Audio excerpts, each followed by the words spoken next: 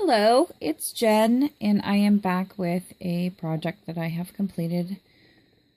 Another one that I've completed for this month. And I'm taking this on my phone, so I apologize for any, weirdness.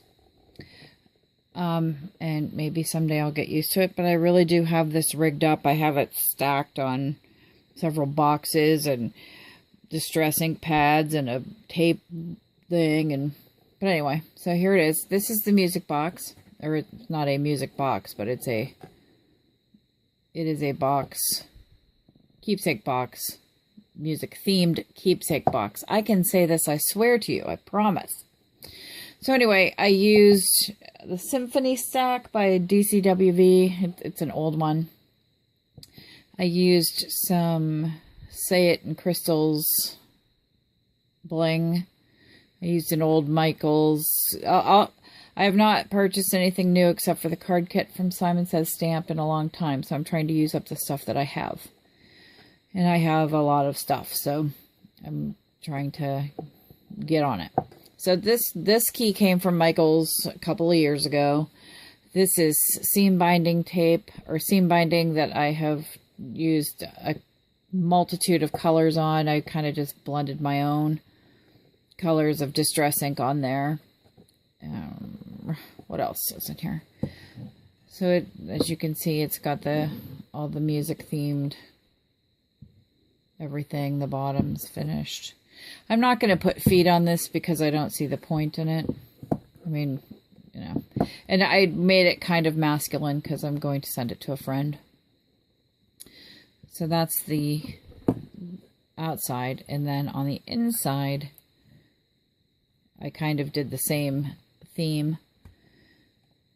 Just decoupaged it in there, and then this is all this paper is from the same collection.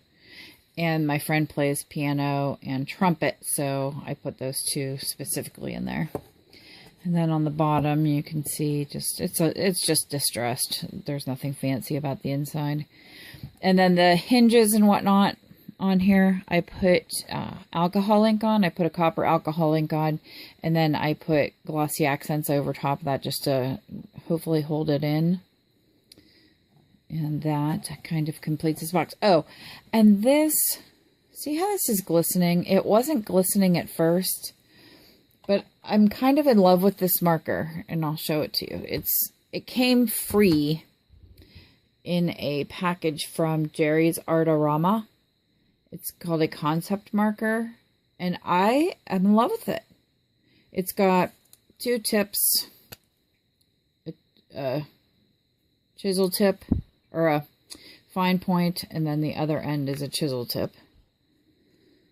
The only bad thing about this is that it is kind of hard to put back on.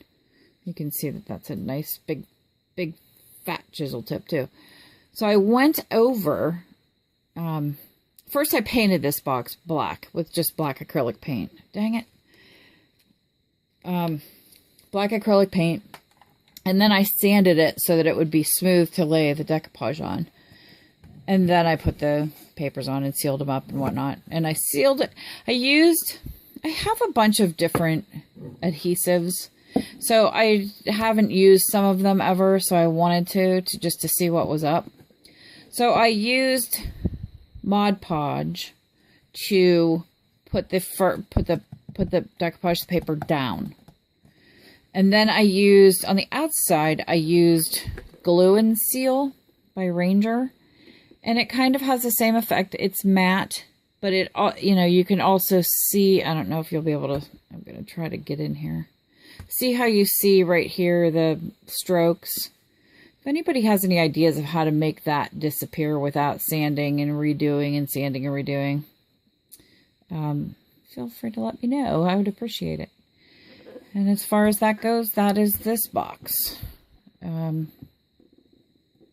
the quote on the front says, "Music must never offend the ear, but must please the listener." Or, in other words, must never cease to be music. And that's by Mozart. So there's that. And give me 1 second. I'm gonna get my other projects just because Gail asked. So hold on 1 second.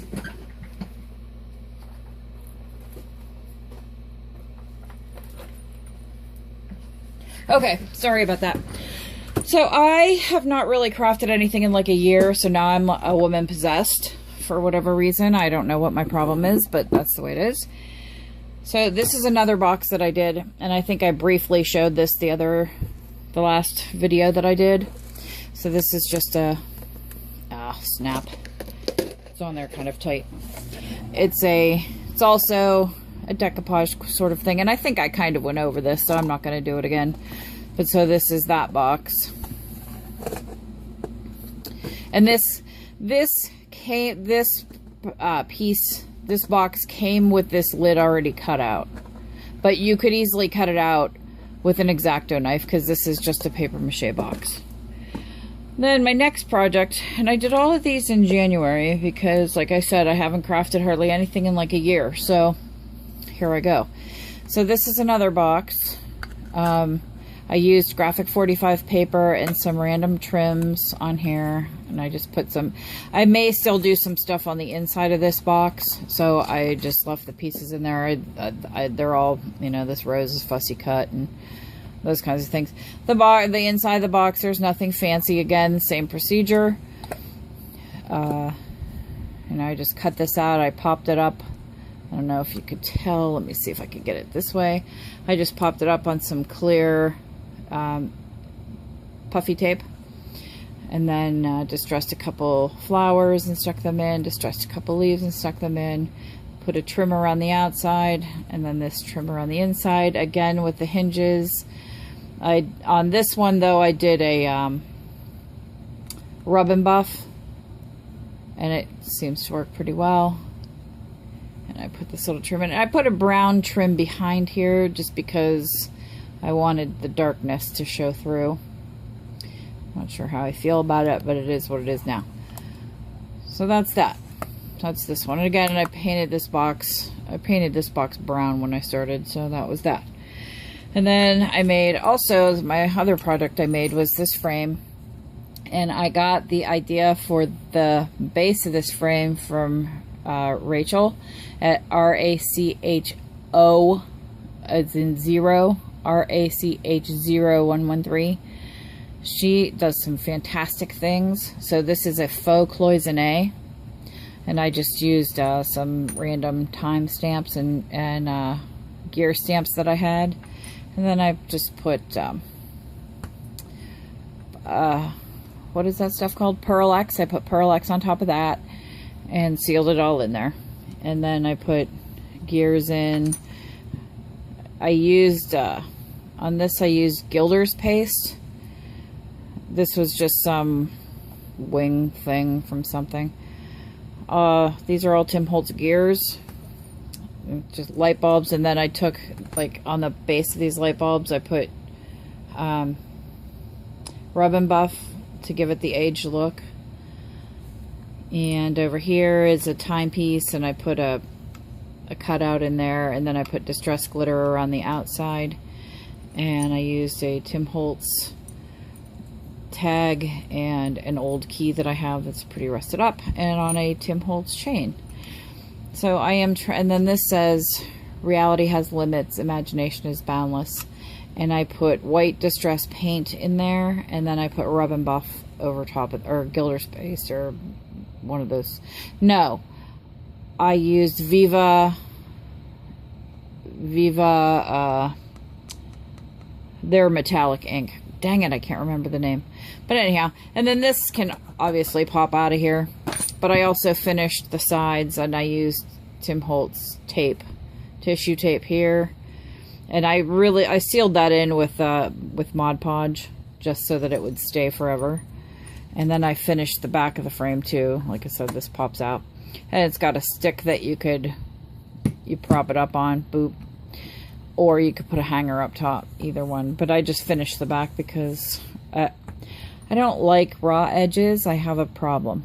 So I don't know if it's a problem, a blessing, a curse, what it is, but I can't have a bare anything. The whole entire thing has to be done, or in my estimation, it isn't done for me. So there you have it. And those are the 4 things that I have done thus far in January. I hope you've enjoyed it. Thanks for watching. Talk to you later. Bye.